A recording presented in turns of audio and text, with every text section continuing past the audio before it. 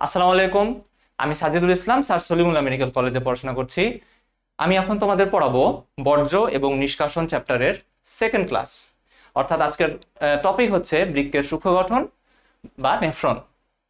তো এই যে টপিকটা, এটা কিন্তু আমরা গত ক্লাসে যে টপিকগুলো অ্যানালাইসিস করে দেখিয়েছিলাম সেই টপিকের মধ্যে অন্যতম গুরুত্বপূর্ণ টপিক, এবং এটা 3 স্টার টপিক। অর্থাৎ পরীক্ষায় এটা কিন্তু অনেক আসে, এবং বিশেষ করে নেফ্রনের যে ছবিটা এটা অনেক আসে। সো আমরা এটা পড়বো আস্তে আস্তে। তবে এই যে চ্যাপ্টারের এই টপিকের এই প্যারাটুকু, এইটুকু কিন্তু আবার এমসিকিউর জন্য অনেক ইম্পর্টেন্ট। খালি এইচএসসি না, অ্যাডমিশন টাইমেও এখান থেকে অনেক কোশ্চেন আসে। সো আমরা শুরু করি। হ্যাঁ, প্রথম লাইন বলেছে বৃক্কের গাঠনিক ও কার্যিক একককে নেফ্রন বলে। ওকে, কার্যিক একক মানে হচ্ছে বৃক্ক যেই কাজটা করে, অর্থাৎ মূত্র সৃষ্টি করে, এই কাজটা কিন্তু আসলে নেফ্রন করে মোর স্পেসিফিক্যালি। এবং বৃক্কের যে গঠন, এটাও আসলে মূলত নেফ্রন দিয়েই গঠিত হয়। সো বৃক্কের গাঠনিক এবং কার্যিক একককে নেফ্রন বলে, এবং এটা কিন্তু সিকিউতে অনেক সময় কতে আসে নেফ্রন, বা এমসিকিউতে কিন্তু অনেক আসে। আচ্ছা, এবং প্রত্যেকটা বৃক্কে নেফ্রনের সংখ্যা হচ্ছে 10 থেকে 12 লক্ষ। এখানে আমি একটা গল্প করতে চাই। আমাদের যে মেডিকেলে প্রথম প্রফে সাবজেক্ট হচ্ছে 3টা থাকে, অ্যানাটমি, ফিজিওলজি, বায়োকেমিস্ট্রি। সো প্রথম প্রফে আমার ফিজিওলজির একটা বোর্ডের ভাইবা শুরুই হয়েছিল এটা দিয়ে যে আমাদের প্রত্যেকটা কিডনিতে হচ্ছে নেফ্রন কয়টা থাকে। সো এটার অ্যামাউন্ট কত, 10 থেকে 12 লক্ষ। সো তুমি এটা এখন পড়তেছো, তার মানে এই না যে তোমার এটা লাগবে না, হয়তো বা অদূর ভবিষ্যতে লাগতেও পারে। আচ্ছা, সো একটা বৃক্কে যদি 10 থেকে 12 লক্ষ নেফ্রন থাকে, তাহলে দুইটা বৃক্কে কত, অর্থাৎ আমাদের বডিতে টোটাল নেফ্রন কত, আমরা 2 দিয়ে গুণ করব, অর্থাৎ 20 থেকে 24 লক্ষ নেফ্রন। একটা হিউম্যান বডিতে টোটাল নেফ্রন 20 থেকে 24 লক্ষ, আর প্রত্যেকটা বৃক্কে অর্ধেক, অর্থাৎ 10 থেকে 12 লক্ষ। আচ্ছা, আর প্রত্যেকটা নেফ্রনের দৈর্ঘ্য বলে দিয়েছে 3 থেকে 5 সেন্টিমিটার। এটা পড়লে ভালো, না পড়লেও সমস্যা নেই। তবে যেটা লাগবে, এই যে প্রত্যেক মানে টোটাল নেফ্রনের সংখ্যা এবং প্রত্যেকটা নেফ্রনের দৈর্ঘ্য, এটাকে যদি আমরা গুণ করি তাহলে আমরা একটা সংখ্যা পাবো, সেটা হচ্ছে 36 কিলোমিটার বা 22.5 মাইল। এইটা এমসিকিউতে অনেক আসে। সো এটা একটু ভালো করে পড়বে। আচ্ছা, নেক্সট আরেকটা ইনফরমেশন দিই এটাই আসার আগে, সেটা হচ্ছে প্রতি মিনিটে হার্ট থেকে, অর্থাৎ হৃৎপিণ্ড থেকে কিডনিতে 1200 মিলিলিটার রক্ত প্রবাহিত হয়। প্রতি মিনিটে হৃৎপিণ্ড থেকে কিডনি বা বৃক্কে 1200 মিলিলিটার রক্ত প্রবাহিত হয়। এইটা কেন বললাম, কিডনি হচ্ছে সেকেন্ড, হার্টের থেকে রক্ত সবচেয়ে বেশি আছে বৃক্কে। তাহলে 1 নম্বরে কে, সরি বৃক্ক না, 1 নম্বর হচ্ছে যকৃৎ বা লিভার। তাহলে হার্টের থেকে যকৃতে হচ্ছে প্রতি মিনিটে সবচেয়ে বেশি রক্ত যায়, সেটার অ্যামাউন্ট হচ্ছে 1500 মিলিলিটার। তাহলে হার্ট থেকে প্রতি মিনিটে যকৃতে সবচেয়ে বেশি রক্ত যায় 1500 মিলিলিটার। এটা একটা মেডিকেল অ্যাডমিশনের কোশ্চেন। এবং সেকেন্ডে আছে কে, আমাদের এই বৃক্ক। তাহলে বৃক্কে হচ্ছে প্রতি মিনিটে হার্ট থেকে 1200 মিলি রক্ত যায়। এখন এই 1200 মিলি রক্ত যে গেল, তার মধ্যে 125 মিলিলিটার, বা এটাকে অনেক সময় ঘন সেন্টিমিটার বলে, একই ইউনিটটা একই। সো 125 ঘন সেন্টিমিটার রক্ত, সরি 125 ঘন সেন্টিমিটার তরল পদার্থ পরিশ্রুত হয়। রক্ত আসে প্রতি মিনিটে 1200 মিলিলিটার বা 1200 ঘন সেন্টিমিটার, তার মধ্যে 125 ঘন সেন্টিমিটার তরল পদার্থ পরিশ্রুত হয়। এই শব্দটা মাথায় রাখবে, পরিশ্রুত হয়। এটা নিয়ে আমরা সামনে আরো ইন ডিটেলস পড়বো। তার মধ্যে 99% আবার রক্তে ব্যাক করে, এবং 1 ঘন সেন্টিমিটার মূত্র প্রতি মিনিটে তৈরি হয়। তাহলে এখান থেকে এইটা একটু মাথায় রাখবে, আর 125 আর 1। ওকে, তাহলে প্রতি মিনিটে বৃক্কে কতটুকু মূত্র সৃষ্টি হয়, 1 ঘন সেন্টিমিটার, হ্যাঁ, বা 1 মিলিলিটার। আর প্রতি মিনিটে রক্ত থেকে কতটুকু তরল পদার্থ পরিশ্রুত হয়, 125 ঘন সেন্টিমিটার। আচ্ছা, ওকে, নেক্সট এখানে, আচ্ছা এটা আমরা স্লাইড থেকে পড়ব। আচ্ছা, তো আমরা বোর্ডে চলে আসলাম। এবার আমরা নেফ্রনের আকৃতিটা কেমন আমরা এটা এঁকে দেখি। হ্যাঁ, আচ্ছা, তো শুরু করি।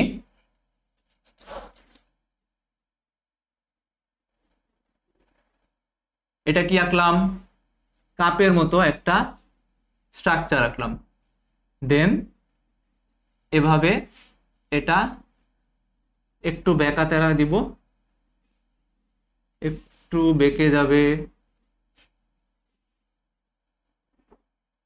দেন এইখানে একটা লুপ হবে, লুপ হওয়ার পরে দেন আবারও কিছু পেঁচানো নালী দিব। পেঁচানো নালী।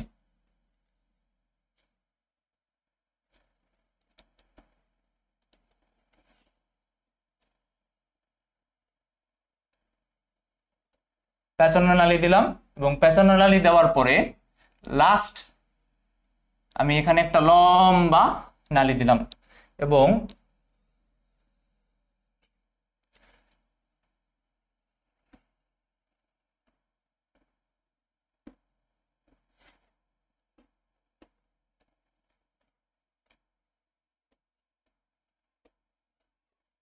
ওকে। আচ্ছা, এটা মোটামুটি একটা নেফ্রনের ছবি হয়েছে, এবং এটা আমি বড় করে রেখেছি যেন তোমরা ভালোভাবে বুঝতে পারো। হ্যাঁ, তো এখানে আরেকটা ছবি আঁকতে হবে।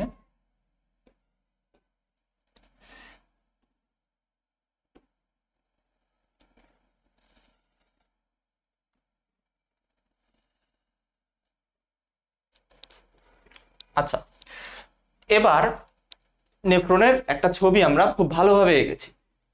তো নেফ্রনের অনেকগুলো পার্ট থাকে, আমরা একটু বইয়ে চলে যাই। নেফ্রনের পার্টগুলোকে একটা চার্ট আকারে বই দেখিয়েছে, সো আমরা একটু সেখান থেকে দেখব প্রথমে। আচ্ছা, তো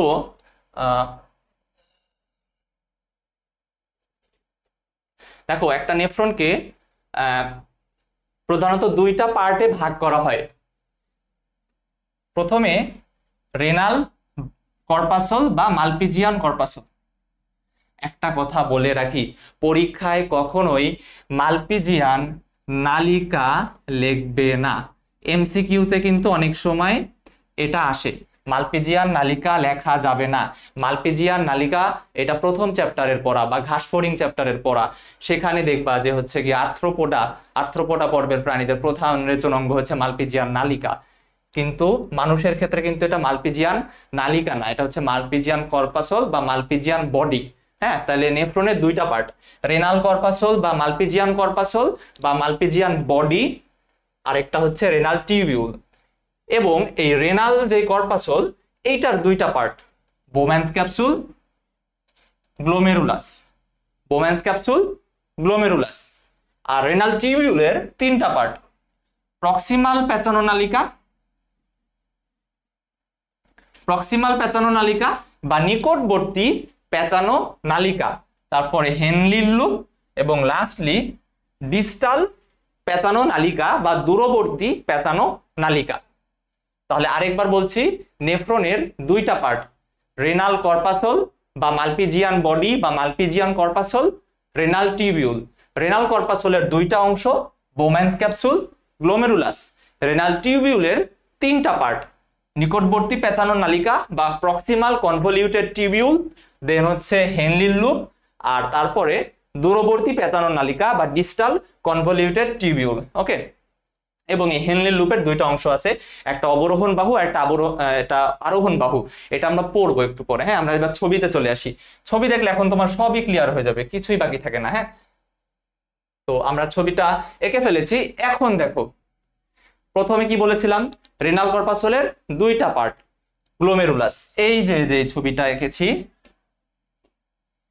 এইটা হচ্ছে গ্লোমেরুলাস।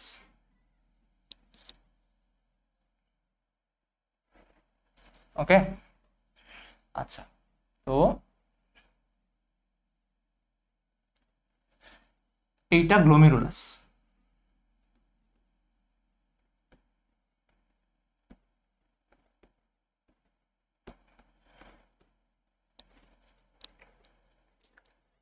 এই যে কাপের মতো যে অঙ্গটা স্ট্রাকচারটা দেখছো, এটার নাম বোম্যান্স ক্যাপসুল।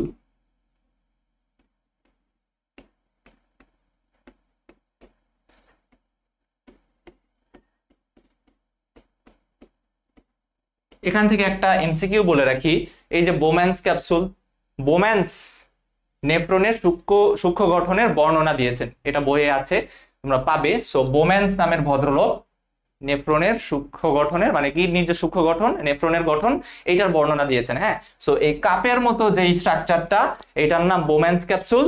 আর এই যে গ্লোমেরুলাস দেখিয়েছি লাল কালারের, এটা হচ্ছে এই দুইটা মিলে গ্লোমেরুলাস। হ্যাঁ, এটা গ্লোমেরুলাস। সো এই গ্লোমেরুলাস আর বোম্যান্স ক্যাপসুল মিলে রেনাল কর্পাসল তৈরি করে। বোম্যান্স ক্যাপসুলের পরে যে শুরু হয়ে গেল নিকটে কিছু পেঁচানো নালিকা, এগুলোর নামেও পেঁচানো আছে, এগুলোর নামেও নিকট আছে, নিকটবর্তী পেঁচানো নালিকা। ওকে, তাহলে এই যে অংশটুকু, এটুকু হচ্ছে নিকটবর্তী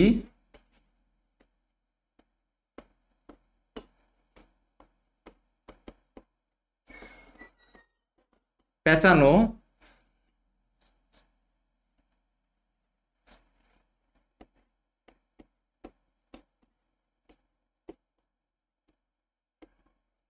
নালিকা। এবং তারপরে দেখো একটা ইউ এর মতো একটা লুপ তৈরি হয়েছে না, এই যে ইউ এর মতো লুপ, এইটার নাম হেনলির লুপ।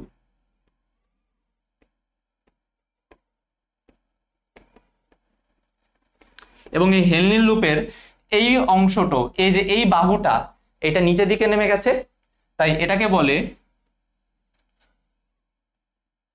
অবরোহণ বাহু। অবরোহণ বাহু। আর এই বাহুটা উপরের দিকে উঠলো না, দেখো এটা কিন্তু নিচে নামলো, তাহলে অবরোহণ, বা এটাকে ইংরেজিতে বলে ডিসেন্ডিং লিম্ব। হ্যাঁ, আর এটা যেহেতু উপরে উঠে এসেছে, এজন্য এটাকে বলে আরোহণ বাহু। আরোহণ বাহু। তাহলে গ্লোমেরুলাস বোম্যান্স ক্যাপসুল মিলে রেনাল কর্পাসল তৈরি করছে। তারপরে শুরু হয়ে যায় নিকটবর্তী পেঁচানো নালিকা, হেনলির লুপ, এইটার দুইটা বাহু, অবরোহণ বাহু, আরোহণ বাহু। তারপরে আবার দূরে কিছু পেঁচানো নালিকা তৈরি হলো না, এটার নাম দূরবর্তী পেঁচানো নালিকা। ওকে, তো এটার নাম হচ্ছে দূরবর্তী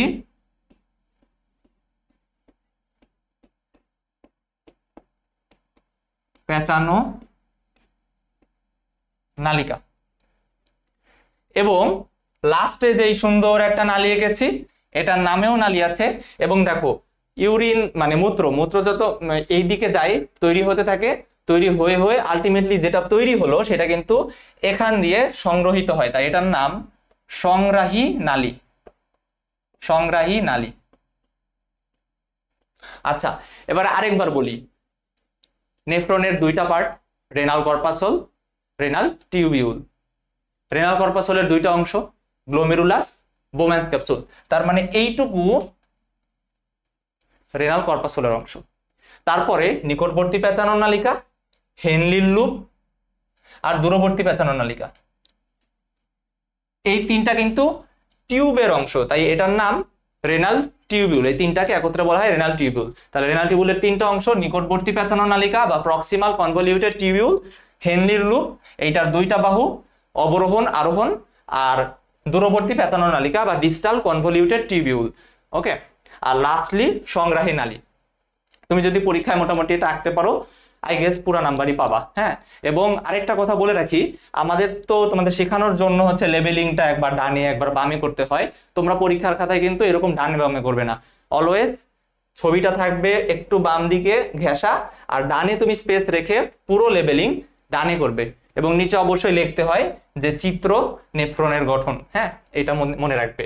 আচ্ছা, এখন এই যে নেফ্রন তো কিডনিতে আছে, ঠিক আছে, কিন্তু এটা কিডনিতে কোন জায়গায় কিভাবে আছে এটা একটু দেখি। হ্যাঁ, তো আমরা চলে যাব এই ছবিটাতে। হ্যাঁ, নেফ্রনের গঠন, এটা তো ফার্স্ট স্লাইড ছিল। আচ্ছা, যাই হোক, সো এই জন্য এই ছবিটা আমি ফার্স্টে একে রেখেছি যেন হচ্ছে গিয়ে তোমরা এখান থেকে একটা সম্যক ধারণা পাও যে নেফ্রনটা কিভাবে থাকে। হ্যাঁ, তুমি দেখো তো, এই যে গত ক্লাসে বলেছিলাম যে কি হয়,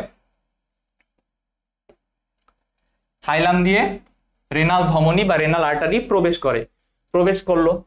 প্রবেশ করার পরে এইটা অনেক শাখা প্রশাখায় ভাগ হয়। হ্যাঁ, এবং দেখো একটা শাখা এদিক দিয়ে রেনাল কলাম দিয়ে গিয়ে এই দিক দিয়ে গিয়ে গিয়ে গিয়ে গিয়ে এমন করে এই ছোট্ট একটা আর্টারিওল বা ক্ষুদ্রতম শাখায় পরিণত হলো। এটার একটা নাম আছে, এটা ইম্পর্টেন্স আছে। হ্যাঁ, এটার নাম আছে, এটার নামটা আমি একটু পরে পড়াচ্ছি। সো আলটিমেটলি এই গোল যে শেপটা, সেটা আসলে কিছুই না, সেটা হচ্ছে গ্লোমেরুলাস। ওকে, গ্লোমেরুলাসের চারদিকে যে কাপের মতো যে স্ট্রাকচারটা সেটার নাম কি? Bowman's capsule. তারপরে দেখো নিকটবর্তী পেঁচানো নালিকা, হেনলির লুপ, দূরবর্তী পেঁচানো নালিকা, সংগ্রাহী নালী। এখন দেখো তো এই যে আমি ডট ডট দিয়ে যে পিরামিডের মতো স্ট্রাকচারটা এঁকেছি এটার নাম কি? গত ক্লাসে যারা করেছো তারা অবশ্যই জানো যে এটা হচ্ছে রেনাল পিরামিড, এবং এটা কিন্তু মেডুলার পার্ট, বাইরেরটা কর্টেক্সের পার্ট, তাই না? আচ্ছা, এখন দেখো তো এই যে রেনাল কর্পাসল অর্থাৎ এই গ্লোমেরুলাস, তারপরে বোম্যান্স ক্যাপসুল, এগুলো কোথায় থাকে? কর্টেক্সে, রাইট? তারপর কি বলে নিকটবর্তী পেঁচানো নালিকা, এটা কোথায় থাকে? কর্টেক্সে থাকে। তারপর দূরবর্তী পেঁচানো নালিকা, এটা কোথায় থাকে? কর্টেক্সেই আছে। হেনলি লুপটা কোথায় বলো তো? হেনলি লুপটা হচ্ছে মেডুলাতে। তুমি ছবিটা একটু ভালো করে দেখো, হ্যাঁ? আচ্ছা, এরপর দেখো যে সবুজ কালার দিয়ে যেটা বুঝিয়েছে সেটা হচ্ছে সংগ্রাহী নালী। তাহলে দেখো সংগ্রাহী নালী কিছু অংশ থাকে কর্টেক্সে আর কিছু অংশ থাকে মেডুলাতে। ওকে, এবং আরেকটা জিনিস বলি, একটা সংগ্রাহী নালী আসলে একটা নেফ্রন থেকে মূত্র কালেক্ট করে না, এটা অনেকগুলো নেফ্রন থেকে মূত্র সংগ্রহ করে, এবং অনেকগুলো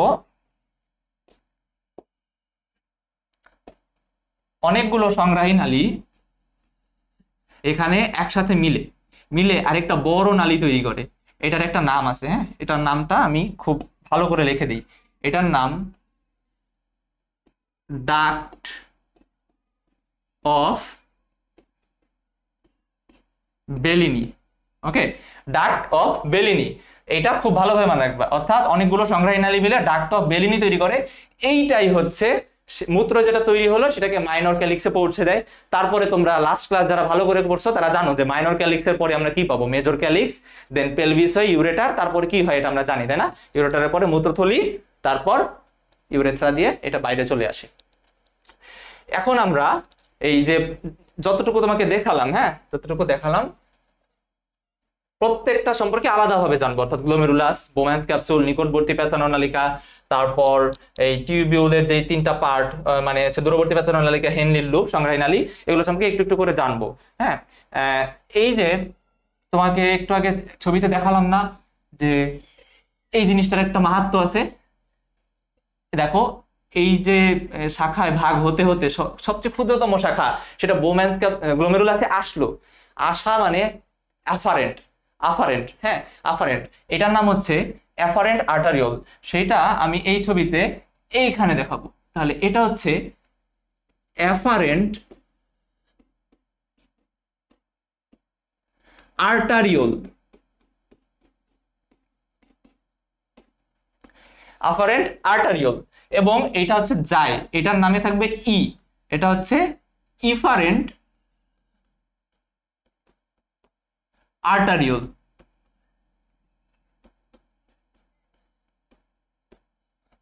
ওকে, so afferent arteriole, efferent arteriole. হ্যাঁ, এখানে একটা জিনিস দেখো, আমি কিন্তু ইচ্ছা করে এটা একটু মোটা বা এটা একটু চিকন করি নাই, এটা আসলে এভাবেই থাকে। অ্যাফারেন্ট আর্টারিওলের ব্যাসটা একটু বড় থাকে, এটার ব্যাসটা একটু ছোট থাকে। এটার থাকার সুবিধা কি? অনেক বেশি পরিমাণ রক্ত এখানে আসতে পারে, মানে তুলনামূলক বেশি পরিমাণ রক্ত এখান দিয়ে এখানে আসে। বাট এখান থেকে যখন বের হতে যায় ইফারেন্ট দিয়ে, সে তো বলে ভাই রাস্তা তো ছোট, এখন কি করব? দেখো রাস্তা ছোট, জায়গা ছোট, রক্ত বেশি, কি হবে? এখানে একটা চাপ সৃষ্টি হয়। এই চাপ সৃষ্টি হওয়ার ফলে রক্তের কিছু অংশ, মানে রক্ত এখানে ফিল্টার হয়ে যায় বা পরিশ্রুত হয়। প্রতি মিনিটে কতটুকু বলতো? 125 ঘন সেন্টিমিটার, তাই না? আচ্ছা, এখন এই যে গ্লোমেরুলাসটা কি বলতো? গ্লোমেরুলাসটা হচ্ছে অ্যাফারেন্ট আর্টারিওল, এখানে এসে 50 থেকে 60টা কৈশিক জালিকায় বিভক্ত হয়।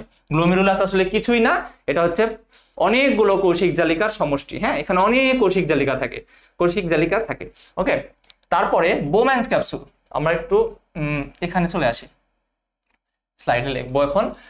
তাহলে গ্লোমেরুলাস সম্পর্কে কি জানছি?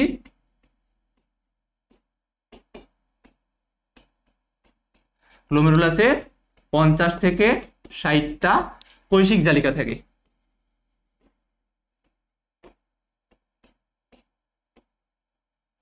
আচ্ছা, তারপরে এই যে বোম্যান্স ক্যাপসুল, দেখো তো বোম্যান্স ক্যাপসুলের শেপটা কিরকম বলেছিলাম? পেয়ালার মতো বা কাপ শেপ। তাহলে এটা হচ্ছে পেয়ালার মতো, এবং মনে রাখবা যে এইটার দুইটা লেয়ার, তাই এই যে একটা লেয়ার, এই যে আরেকটা লেয়ার বা স্তর। কয়টা স্তর? দুইটা স্তর। ভিতরের যে স্তর সেইটার নাম ভিসেরাল স্তর, বাইরের যে স্তর এটার নাম প্যারাইটাল স্তর, এবং দুই স্তরের মাঝে একটা ফাঁকা জায়গা আছে না, এই যে এই জায়গা, এটার নাম ক্যাপসুলার স্পেস। তাহলে ভিসেরাল স্তর, প্যারাইটাল স্তর, ক্যাপসুলার স্পেস। তাহলে রক্ত যখন পরিশ্রুত হয়, তখন পরিশ্রুত হয়ে এখানে যে আসলো, এই কোন জায়গায় আসে, ক্যাপসুলার স্পেসে। এবং মনে রাখবে, রক্ত প্রথম যখন এখানে আসে সেখানে রক্তের প্লাজমা আসে এবং রক্তের প্রোটিন এবং রক্তকণিকা বাদে যা আছে মোটামুটি সবই চলে আসে। তাহলে রক্তের প্রোটিন আর রক্তকণিকা বাদে সব এখানে চলে আসে, এবং প্রথম যে ইয়াটা আসে এটার নাম হচ্ছে প্রাথমিক মূত্র বা গ্লোমেরুলার ফিল্ট্রেট বলা হয় এটাকে। তাহলে আরেকবার বলি, রক্ত গ্লোমেরুলাস থেকে বোম্যান্স ক্যাপসুলে চলে আসে, এখানে চাপ, রক্তের এখানে কিছু চাপ সৃষ্টি হয়, চাপ সম্পর্কে আমরা পরে জানবো। এবং এখানে যে আসলো এটার নাম, প্রথম যেই রক্তটা এখানে ফিল্টার হয়ে আসে সেটার নাম হচ্ছে গ্লোমেরুলার ফিল্ট্রেট বা প্রাথমিক মূত্র। তাহলে বোম্যান্স ক্যাপসুল, আমার এখানে আরেকবার ছবি এঁকে দেখাতে হবে, হ্যাঁ, বোম্যান্স ক্যাপসুল। তাহলে বোম্যান্স ক্যাপসুল দেখো তো, এটা হচ্ছে কাপের মতো,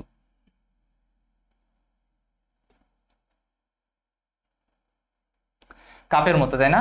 এই স্তরটার নাম কি? ভিসেরাল স্তর। এই স্তরের নাম কি? প্যারাইটাল স্তর। মনে রাখবে, ভিসেরাল স্তরের যে কোষগুলো সেগুলোর একটা স্পেশাল নাম আছে, এগুলোর নাম পোডোসাইট কোষ, এরকম থাকে, হ্যাঁ, পোডোসাইট। পোডোসাইট মানে হচ্ছে এখানে আঙ্গুলের মতো এরকম প্রক্ষেপ থাকে, হ্যাঁ। সো এটা হচ্ছে পোডোসাইট কোষের গঠন। এবং প্যারাইটাল যেই স্তরটা, সেখানের কোষগুলো থাকে হচ্ছে, মানে সেখানকার যে সেলগুলো সেগুলোর নাম হচ্ছে, আচ্ছা এটা নাম লিখে দেই, তো এখানে কি থাকে? পোডোসাইট কোষ। তাহলে ভিসেরাল স্তরে কি থাকে? পোডোসাইট কোষ। আর প্যারাইটাল স্তরে যেই সেলগুলো বা কোষগুলো থাকে সেগুলোর নাম হচ্ছে আয়সাকার এপিথেলিয়াল, আয়সাকার এপিথেলিয়াম বা আবরণী কোষ, হ্যাঁ, আয়সাকার এপিথেলিয়াম, এপিথেলিয়াল কোষ বা আয়সাকার আবরণী কোষ থাকে, হ্যাঁ। এবং এই জায়গাটার নাম কি? Capsular space, capsular space. তাহলে প্রথম এখানে যেই রক্তটা ফিল্টার হয়ে আসে সেটার নাম কি? প্রাথমিক মূত্র বা গ্লোমেরুলার ফিল্ট্রেট। আর এই যে এখান থেকে যে নিকটবর্তী প্যাচানো নালিকা শুরু হয়ে গেল, সেখানে একটু বলে দেই, নিকটবর্তী প্যাচানো নালিকা হচ্ছে এক স্তর বিশিষ্ট কোষ দিয়ে গঠিত, এবং এইটারও দেখো কোষগুলো আমি একটু পেঁচায় পেঁচায় দিলাম, তাই না? সো এইটার নাম হচ্ছে মাইক্রোভিলাই, তুমি মিলাবা না, হ্যাঁ, এগুলো হচ্ছে পোডোসাইট আর এটা হচ্ছে মাইক্রোভিলাই।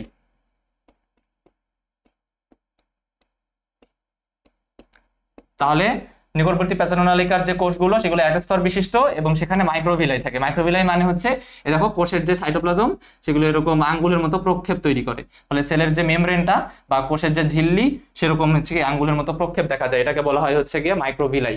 আর আমরা ভিসেরাল স্তরে পাই হচ্ছে পোডোসাইট কোষ। পোডোসাইট কোষের সুবিধাটা কি? এটা খুব ইম্পর্টেন্ট, হ্যাঁ, এটা একটু বলে দিই, তোমাদের নতুন বইয়ে ছবি দিয়ে দিছে। ধরো এটা হচ্ছে সেই গ্লোমেরুলাসের যে কৌশিক জালিকা, হ্যাঁ। সো পোডোসাইট কোষগুলো কেমন থাকে? এরকম আঙ্গুলের মতো থাকে। সো এটা ধরো একটা পোডোসাইট কোষ, এখানে ধরো আরেকটা পোডোসাইট কোষ। সুবিধা কি? দেখো এটা আঙ্গুলের মতো, ফলে রক্ত যখন যায় এই যে যে ছোট ছোট ক্ষুদ্র অংশ এখান দিয়ে হচ্ছে রক্ত প্রবাহিত হয়, ফলে রক্তের অনেক কিছু ছেকে কিন্তু এখানে চলে আসতেছে, হ্যাঁ, রাইট। এবং এখানে কিন্তু কি আসতে পারতেছে না? প্রোটিন আসতে পারতেছে না, রক্তকণিকা আসতে পারে না। ওকে, আচ্ছা। সো এবারে আমরা একটু বইয়ে চলে যাই। দেখো এখন কিন্তু অনেক পড়া হয়ে গেছে।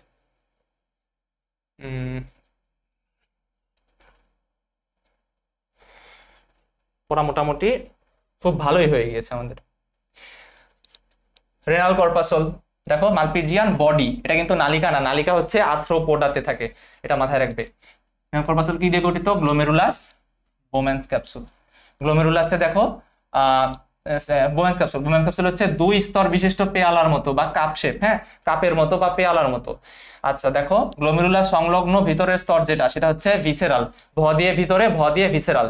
আর বাইরের যে স্তর সেটা হচ্ছে গিয়ে প্যারাইটাল স্তর। দুই স্তরের মাঝে ক্যাপসুলার স্পেস, হ্যাঁ, এখন দেখো এই যে ভিসেরাল স্তর কি থাকে, পোডোসাইট কোষ থাকে। পোডোসাইট কোষের ব্যাপারে আরেকটা জায়গায় জানবা যে পোডোসাইট হচ্ছে এখানে ছাকনের কাজটা করতেছে, হ্যাঁ, মূল যে ছাকনের কাজটা এটা পোডোসাইট কোষ করতেছে। তারপরে প্যারাইটাল যে স্তর সেখানে কি থাকে, আয়সাকার এপিথেলিয়াম, হ্যাঁ, সো বা স্কোয়ামাস এপিথেলিয়াম। আচ্ছা, তারপরে হচ্ছে গ্লোমেরুলাস। গ্লোমেরুলাসে কি বলছিলাম, 50 থেকে 60টা কৌশিক জালিকা। বলেছিলাম কি যে যে ছোট্ট সবচেয়ে ক্ষুদ্র যে শাখাটা সেটার নাম কি, আফারেন্ট আর্টারিয়ল। হ্যাঁ, এটা এ দিয়ে আসতেছে, এ দিয়ে আফারেন্ট, আর ই দিয়ে এক্সিট নিতেছে, ই দিয়ে ইফারেন্ট। আচ্ছা, তাহলে আসতেছে আফারেন্ট আর্টারিয়ল। আচ্ছা, এবং সেটা ঢুকে 50 থেকে 60টা কৌশিক জালিকায় বিভক্ত হয়, দেন হচ্ছে ইফারেন্ট আর্টারিয়ল দিয়ে এটা বের হয়ে আসে। এবার আমরা পরে পেজে চলে যাই। এই দেখো অনেক পড়া হয়ে গেছে, সবই পড়া, এখন তোমরা মোটামুটি সবই পারবা। তাহলে দেখো এই যে ইফারেন্ট আর্টারিওলের ব্যাস কিন্তু কম, তার মানে আফারেন্টের ব্যাস বেশি, তার মানে অনেক পরিমাণ রক্ত আসে, বাট ইফারেন্ট দিয়ে বের হওয়ার সময় একটা চাপ তৈরি হয়, চাপের ফলে হচ্ছে রক্ত আলট্রাফিল্ট্রেশন বা অতি সূক্ষ্ম পরিস্রাবন হয়। হ্যাঁ, এবং গ্লোমেরুলার ফিল্ট্রেটটা ক্যাপসুলার স্পেসে জমা হয়। এবং কোন জায়গায়, ক্যাপসুলার স্পেস, তোমরা কিন্তু আরো বেশি জানো, বইয়ের থেকেও বেশি জানো। হ্যাঁ, তাহলে এবং এটার আরেকটা নাম কি বলতো, গ্লোমেরুলার ফিল্ট্রেটের আরেকটা নাম প্রাথমিক মূত্র। হ্যাঁ, প্রাথমিক মূত্র। তারপরে আসো এই যে রেনাল টিউবিউল বা বৃক্কনালিকা, এটা কয়টা পার্ট, 3টা পার্ট, তাই না, নিকটবর্তী বা প্রক্সিমাল প্যাচানো নালিকা। তারপরে একটা হেনলির লুপ তৈরি হয় বা নেফ্রন ফাঁস, এবং তারপরে কি, তারপর কি বলো বলো, তারপরে হচ্ছে, আচ্ছা এটা তো পরে পেজে দিতে হবে আমাদের, তারপরে হচ্ছে দূরবর্তী প্যাচানো নালিকা। হ্যাঁ, দূরবর্তী প্যাচানো নালিকা বা ডিস্টাল কনভলিউটেড টিউবিউল। হ্যাঁ, আচ্ছা, তারপরে দেখো লোকেশন গুলো তুমি অলরেডি পারো, আমি কিন্তু দেখিয়ে দিয়েছি লোকেশন। দেখো লোকেশন কোথায়, ছবি দেখো, একটু চিন্তা করে দেখো, এটা কোথায় থাকে, কর্টেক্সে নাকি, কর্টেক্সে, ছবি দেখছো না, কর্টেক্সে। তারপরে হেনলির লোব কোথায় থাকে, মেডুলাতে নাকি, মেডুলা আছে, এই যে মেডুলা অঞ্চলে প্রবেশ করলো। এবং এটা কি একটা ডিসেন্ডিং লিম্ব বা অবরোহণ বাহু, আর একটা অ্যাসেন্ডিং লিম্ব বা আরোহণ বাহু থাকে, সব দেখানো হয়েছে। তারপরে এগুলো তো এই যে দেখো, এটাও কিন্তু কর্টেক্সে থাকে, পড়ানো হয়ে গেছে। এবং আচ্ছা,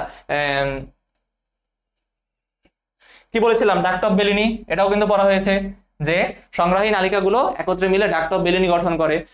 আর এরপরে নেফ্রনের প্রকারভেদ। হ্যাঁ, নেফ্রনের প্রকারভেদ তোমাকে আমি আরেকটা ছবি দেখাবো, এটা আমি কিছুটা এটা আমি গুগল থেকে হচ্ছে ডাউনলোড করেছি ছবিটা।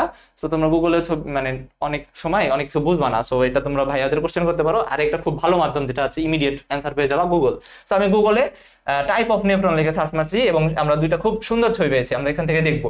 আগে দেখো সুপারফিশিয়াল বা কর্টিক্যাল নেফ্রন, আরেকটা কি জাক্সটা মেডুলারি। জাক্সটা মানে কাছে, জাক্সটা মানে কাছে, তাহলে আমরা একটু এখানে লিখি। হ্যাঁ, জাক্সটা মানে কাছে, তার মানে এই নেফ্রনটা মেডুলার কাছে থাকে। আর কর্টিক্যাল নেফ্রন বা এটার নাম কি, সুপারফিশিয়াল, তাই একটু বাইরের দিকে থাকে। আমরা নাম থেকে কিছু জিনিস জানলাম। হ্যাঁ, এবার আমরা ছবিতে চলে আসি। হ্যাঁ, যে ছবিটা আমি অনলাইন থেকে ডাউনলোড করছি। আচ্ছা, এই ছবিটা বলি, এটা তো ওই যে আমি যে ছবিটা এঁকেছি সেটারই আর কি অনলাইন থেকে ডাউনলোড করা ছবি। এটা দেখো, এই যে আর্টারি ঢুকলো, ঢুকে দেখো এই যে এখান দিয়ে ভাগ হয়ে গেল, এই যে ছোট্ট ছোট্ট যে গুলো দেখতেছো এগুলো হচ্ছে গ্লোমেরুলাস। এবং এইটা যেটা, এটা হচ্ছে অ্যাফারেন্ট আর্টারিওল। দেন এখানে কি থাকে বলতো, এখানে কি থাকে, এটা তোমরা তো জানোই, এখন তো খুব ভালোই জানো। তো এখানে হচ্ছে নেফ্রন থাকে, এটাকে গ্লোমেরুলাস সার্কুলাম, পিসিটি মানে হচ্ছে নিকটবর্তী প্যাচানো নালিকা, দেন হেনলির লুপ, এমন করে যায়, দেন দূরবর্তী প্যাচানো নালিকা, দেন হচ্ছে একটা সংগ্রাহী নালিকা হয়ে এখানে অনেকগুলো duct of Bellini, then ultimately renal papilla. তারপরে কি হয় তোমরা জানো, আমি আর বললাম না। আচ্ছা, এখন চলে আসবো হচ্ছে ওই নেফ্রনের দুইটা পার্ট, তাই না। সো এই যে যে দুই ধরনের নেফ্রন এখানে দেখানো হয়েছে, আমি একটু দাগে বোঝাই। এই দেখো, এটা একটা নেফ্রন, এখানে আরেক ধরনের নেফ্রন। হ্যাঁ, দেখো তো এই নেফ্রনটা, এইখানে দেখো এইটুকুন হচ্ছে মেডুলা, পিঙ্ক কালার দিয়ে যেটা বোঝানো হয়েছে সেটা মেডুলা, আর অফ হোয়াইট কালার বা হোয়াইট কালার দিয়ে এটা হচ্ছে কর্টেক্স। দেখো তো এই যে নেফ্রনটা, এটা কিন্তু মেডুলার কাছাকাছি, তাহলে এটা কি, জাক্সটা মেডুলারি। আর এটা দেখো কর্টেক্সের একটু বাইরের দিকে। হ্যাঁ, তাহলে এটা কি হবে, কর্টিক্যাল নেফ্রন। এখন দেখো তো এইটার যেই হেনি লুপটা কত লম্বা না, এটা নালিকাটা কত বড় লম্বা, এবং এইটার দেখো নালিকাটা ছোট, হেনি লুপটা ছোট। ওকে, এই যে দুইটা কথা বললাম, এটা যে তোমার যে ওদের তোমার বইয়ের পার্থক্য আছে, হ্যাঁ ম্যাক্সিমাম পড়া হয়ে গেছে।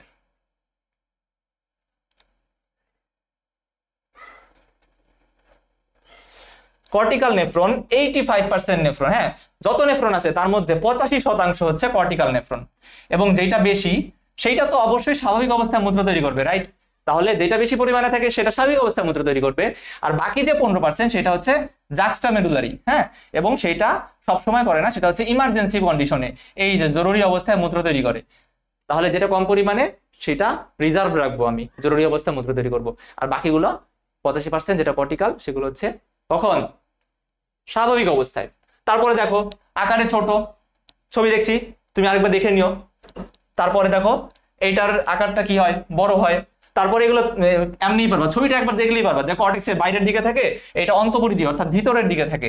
তারপরে দেখো এটা হেনরি লুপটা কি ছোট না, দেখেছিলাম এটা হেনরি লুপ যথেষ্ট লম্বা লম্বা হয়, এবং বাকি তো পড়াই হয়ে গেছে। আচ্ছা এরপরে আমরা এখানে আরেকটা, এটা মিড কর্টিক্যাল লেগেছে না, এটা হচ্ছে আগের এডিশনে ছিল, এখন নেই, এখন জাস্ট এই দুইটা দিয়েছে, হ্যাঁ এজন্য লেখা হয়েছে তোমরা নতুন বই এডিশন অনুযায়ী কর্টিক্যাল বা জাক্সটামেডুলারি লিখলেই হবে, হ্যাঁ। তবে অ্যাডমিশনের ক্ষেত্রে অনেক সময় বলে যে নিচের কোনটি নেফ্রনের টাইপ নয়, তখন 3টা অপশন দিয়ে দেয়। এটা বলে রাখি, তোমাদের অ্যাডমিশন মেডিকেল অ্যাডমিশনে 4টা অপশন থাকে, 4টার মধ্যে অনেক সময় কোশ্চেন থাকে এমন যে নিচের কোনটি এটা নয়, তখন তো একটা থাকবে ভুল, বাকি 3টা থাকবে সঠিক। তো স্যাররা করে কি 3টা সঠিক অ্যান্সার খুঁজতে হলে বই ঘাটে, দেখে যে কোথায় কোথায় 3টা করে পয়েন্ট আছে।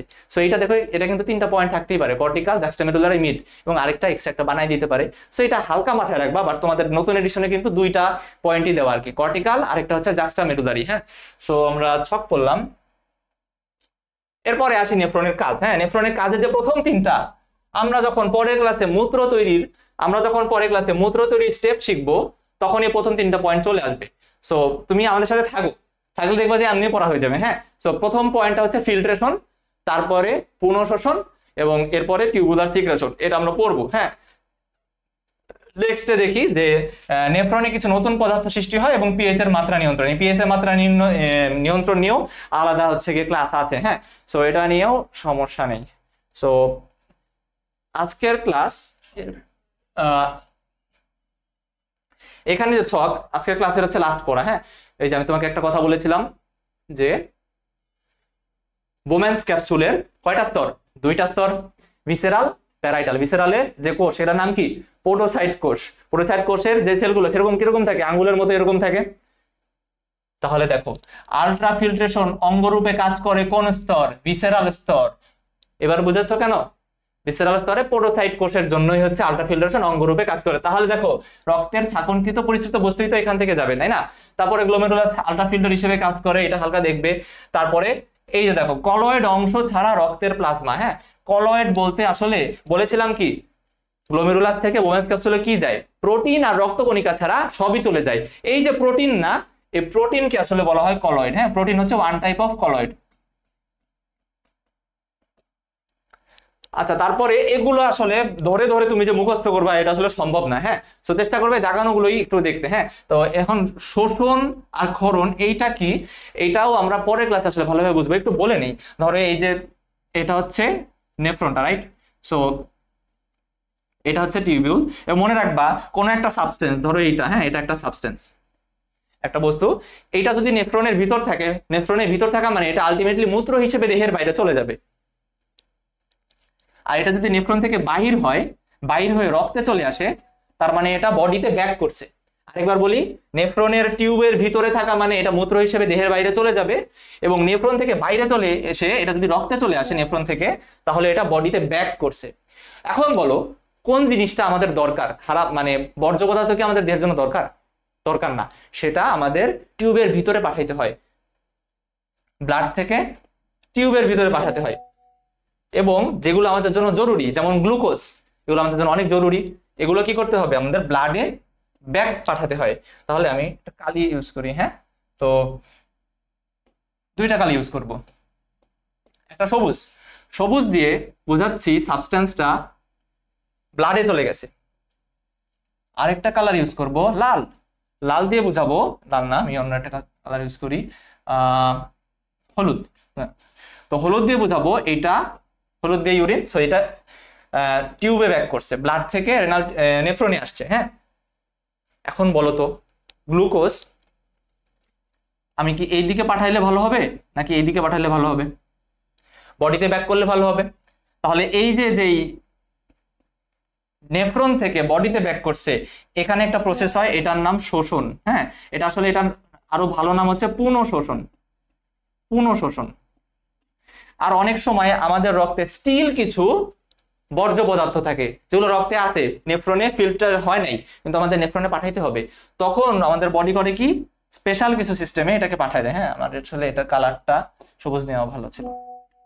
হ্যাঁ, তো বর্জ্য পদার্থগুলো আবার নেফ্রনে ব্যাক করার যে প্রসেস সেটা হচ্ছে ক্ষরণ। হ্যাঁ, সো এইটা হচ্ছে ক্ষরণ। সো এটা হালকা ধারণা দিয়ে রাখলাম, এটা নিয়ে সামনে মানে আমরা পরের ক্লাসে একদম ভাজা ভাজা করে ফেলবো, এটা নিয়ে কোনো প্যারাই নাই। এখন দেখো ইউরিয়া। ইউরিয়া কি দেহের জন্য ক্ষতিকর, এটা অন্যতম নাইট্রোজেন ঘটিত বর্জ্য পদার্থ। তো এটা কি হবে, এটা ক্ষরণ হবে।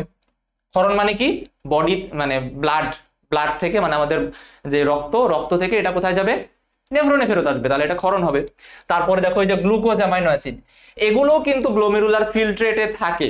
কি বলেছি, রক্তের সবই চলে আসে গ্লোমেরুলার ফিল্ট্রেটে, খালি রক্তকণিকা আর প্রোটিন বাদে। তাহলে যেই ফিল্ট্রেটে এগুলো চলে আসলো, অর্থাৎ এখানে আসছে, হ্যাঁ এখানে ধরো এটা হচ্ছে গ্লোমেরুলার ফিল্ট্রেট, এখানে যে গ্লুকোজটা চলে আসছে, এটা কি আমার আবার বডিতে ব্যাক করার প্রয়োজন না? তো এটা ব্যাক করার যে প্রসেস সেটা হচ্ছে পুনঃশোষণ, বা এটাকে হচ্ছে এখানে শোষণ লেখছে, সক্রিয় শোষণ, নিষ্ক্রিয় শোষণ। তো এটা সামনে আমরা পড়বো, সমস্যা নেই, তুমি জাস্ট শোষণ শব্দটা মাথায় রাখো। হ্যাঁ, তাহলে দেখো যেগুলো আমাদের দরকার সেগুলো শোষণ প্রক্রিয়ায় ব্যাক করে, যেগুলো আমাদের দরকার না সেগুলো ক্ষরণ প্রক্রিয়ায় টিউবে চলে যায়। তাহলে দেখো তুমি এখন যদি একটু ভালো করে খেয়াল করো শোষণ প্রক্রিয়া, দেখো এখানে মাঝে মধ্যে একটু কনফিউশন আসতে পারে, বাট আমি বলবো যে বইয়ের যেগুলো ইম্পর্টেন্ট সেগুলো একটু দেখো। হ্যাঁ, যে ইউরিয়া, তারপরে যে অ্যামাইনো অ্যাসিড, গ্লুকোজ, এগুলো যে দাগানো আছে সেগুলো একটু ভালো করে দেখো, এমনি পড়া হয়ে যাবে। এগুলোই তো আজকের পড়া, মোটামুটি এইটুকুই। আমি জাস্ট লাস্ট আর একবার দেখিয়ে দিই।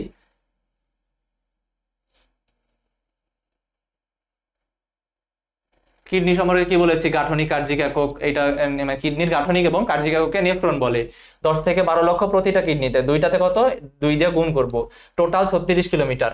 আচ্ছা, তারপরে হচ্ছে প্রতি মিনিটে কিডনিতে হার্ট থেকে কতটুকু রক্ত আসে, 1200 মিলি। এটা হচ্ছে সেকেন্ড পজিশনে। ফার্স্টে কি আসে, ফার্স্টে হচ্ছে যকৃত, এটা কিন্তু অ্যাডমিশনে মানে মেডিকেল অ্যাডমিশনে একবার আসছিল। প্রতি মিনিটে হচ্ছে যকৃতে আসে হার্ট থেকে রক্ত কতটুকু, 1500 মিলি। এখন কিডনিতে যে 1200 মিলি রক্ত আসলো, তার মধ্যে তরল পদার্থ কতটুকু, তরল পদার্থ পরিশ্রুত হয় 125 ঘন সেন্টিমিটার বা 125 মিলিলিটার। আর তার মধ্যে মূত্র তৈরি হয় প্রতি মিনিটে কতটুকু, 1 ঘন সেন্টিমিটার। বোম্যানের নাম বলছিলাম না যখন বোম্যান্স ক্যাপসুল পড়াচ্ছিলাম, এই বোম্যান ভাই হচ্ছে নেফ্রনের গঠনের বর্ণনা দিয়েছে। আচ্ছা, তারপরে নেফ্রনের দুইটা part, renal corpuscle, renal tubule. এবং রেনাল কর্পাসলের ক্ষেত্রে এটা আরেকটা নাম কি, মালপেজিয়ান বডি, নালিকা না। তারপরে রেনাল কর্পাসলের আবার দুইটা অংশ, বোম্যান্স ক্যাপসুল, গ্লোমেরুলাস, রেনাল টিবিউলের 3টা অংশ, নিকটবর্তী পেঁচানো নালিকা, হেনলির লুপ, দূরবর্তী পেঁচানো নালিকা, তাই না? আমরা এবার চলে আসি হচ্ছে এই ছবিটাতে, Bowman's capsule, glomerulus, afferent arteriole, efferent arteriole, নিকটবর্তী পেঁচানো নালিকা, হেনলির লুপ, এইটার অবরোহণ বাহু বা ডিসেন্ডিং লিম্ব, আরোহণ বাহু বা অ্যাসেন্ডিং লিম্ব, তারপরে দূরবর্তী পেঁচানো নালিকা, এরপরে সংগ্রাহী নালী। সংগ্রাহী নালিকাগুলো একত্রে মিলে কোন নালী তৈরি করে বলো তো, পজ করে বলো, হ্যাঁ, বা কমেন্টে লেখো। তো সংগ্রাহী নালীগুলো কি নালী তৈরি করে, ডাক্ট অফ বেলিনি। এবং তারপরে চলে আসি হচ্ছে গিয়ে গ্লোমেরুলাস সম্পর্কে একটু জানি। এই যে গ্লোমেরুলাস কি, বেসিক্যালি এটা অনেকগুলো কৌশিক জালিকার একটা সমষ্টি, 50 থেকে 60টা। তারপর হচ্ছে এই বোম্যান্স ক্যাপসুলের 2টা স্তর, ভিসেরাল, প্যারাইটাল। ভিসেরালে থাকে পোডোসাইট কোষ, এই পোডোসাইট কোষগুলো হচ্ছে এরকম আঙ্গুলের মতো প্রক্ষেপিত থাকে, তার ফলে এখান দিয়ে রক্ত ছাকন হয়। তারপরে প্যারাইটাল যে স্তর, সেখানে কোন কোষ থাকে, আয়তাকার এপিথেলিয়াল কোষ, আচ্ছা এখানে আমি একটু বানানটা ভুল লিখেছি, এপিথেলিয়াল,